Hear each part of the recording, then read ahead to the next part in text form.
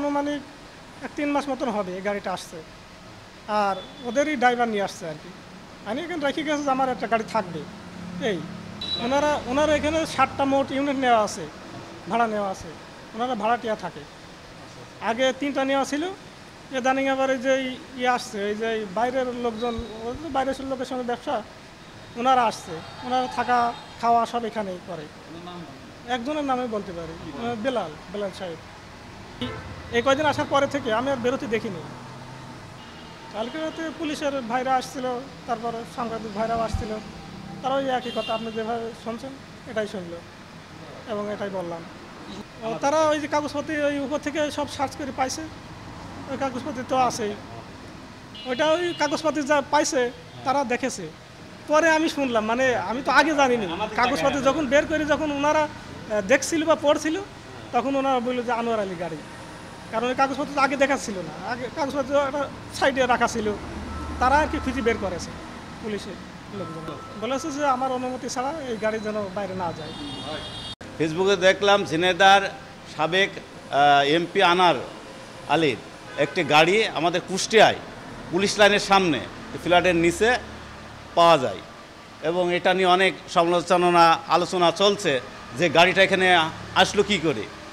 এই জন্য আমরা সাধারণ জনগণ এই ধরনের কার্যকলাপের সাথে যারা জড়িত তাদেরকে আমরা দৃষ্টান্তমূলক শাস্তির ব্যবস্থা চাই এবং ব্যবস্থা করতে হবে।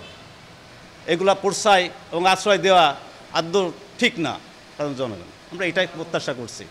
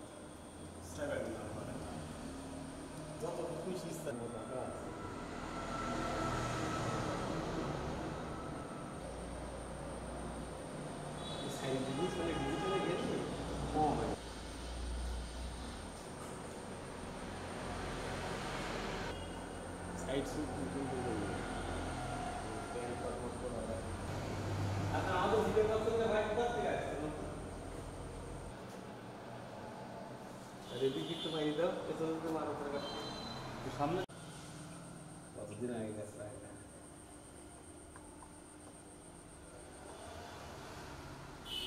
আরে নাম কি ভাই? 7th অ্যানিভার্সারি লিখাটা পুরো ওই উস্তাদ। হ্যাঁ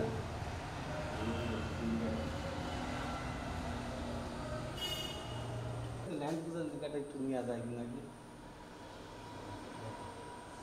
পাসের ক্যামেরা নিয়ে আসেন, টিভি বড় ক্যামেরা ছোট, ওই এক হাত দিয়ে বাবা ক্যামেরা মানে এক হাত দিয়ে চলাচলি করতে কাজই হইলো না একটু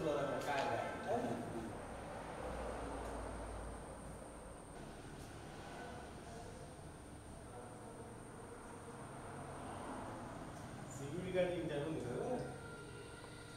এটা তো বুঝা গাড়িটা কথা ঠিক